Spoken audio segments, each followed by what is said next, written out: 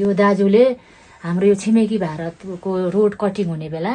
त्यहाँ ऊ काम गर्नुहुन्थ्यो के भन्छ गिरिफ भन्थ्यो गिरिफमा काम गरेर खलङ्गामा पढाएको के त्यो लेबरी गरेर कसले उहाँले दाजुले आफ्नो छोरालाई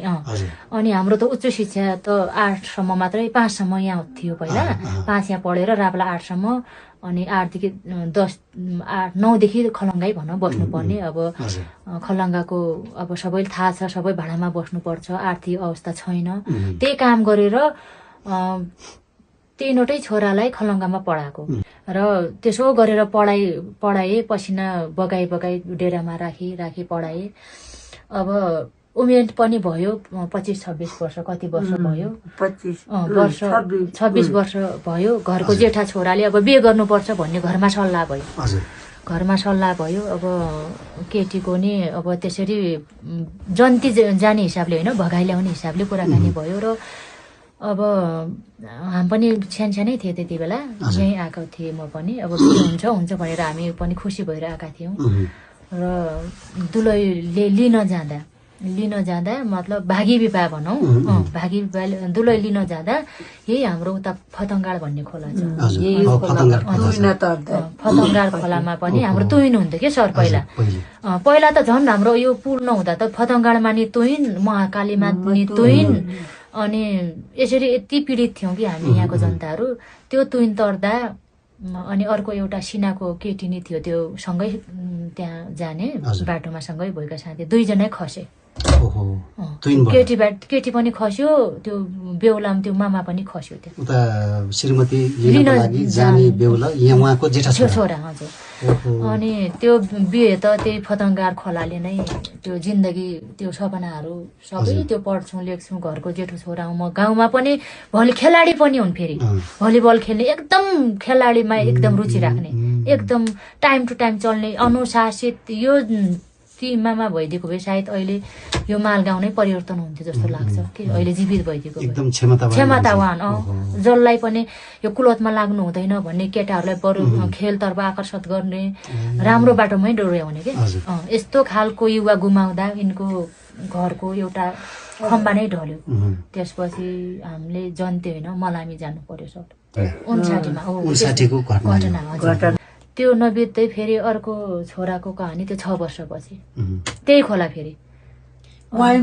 त्यही खोलाले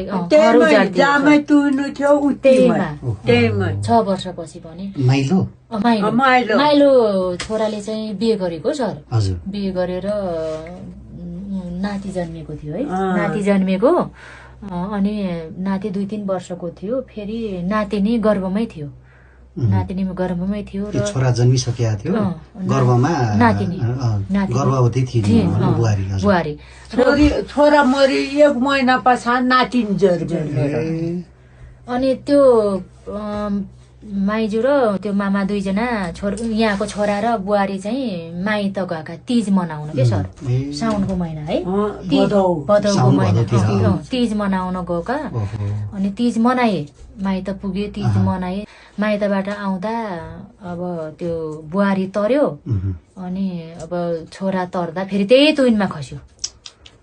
अनि तुइनमा खस्यो फेरि 6 वर्ष पछाडि जेठो छोरा त्यही तुइनमा खस्यो त्यही खोलामा 59 मा 65 मा माइलो छोरा त्यही खोलाको शिकार भयो सर त्यही हराए अनि कत्रो पीडा उनलाई फेरि जेठो छोराको पीडा त घाउ त निको भएको छैन फेरि 6 वर्षपछि दोस्रो वज्रपात भयो उनको जिन्दगीमा उनको घर परिवारमा फेरि अब बुहारीले केही वर्ष त छोरी जन्मी कति महिनापछि है 1 महिनापछि छोरी जन्मी त्यसपछि बुहारीले स्याहारी कति वर्ष हेर्यो बुहारीले कति होला नाति 3 वर्षको छाड्या हो नाति 6 वर्षको छाड्या नातिनी 3 वर्षको हुँदा बुहारीले नि अर्को बिहे गर्यो छोड्दियो छोरा छोरी नाति नातिना छोड्दियो त्यसपछि कान्छो छोरा बाँकी रह्यो अनि कान्छो छोरा चाहिँ मलाई डेट थाहा छ उनको त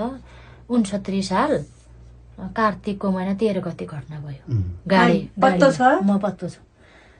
मलाई थाहा छ के भएको उहाँको चाहिँ त्यो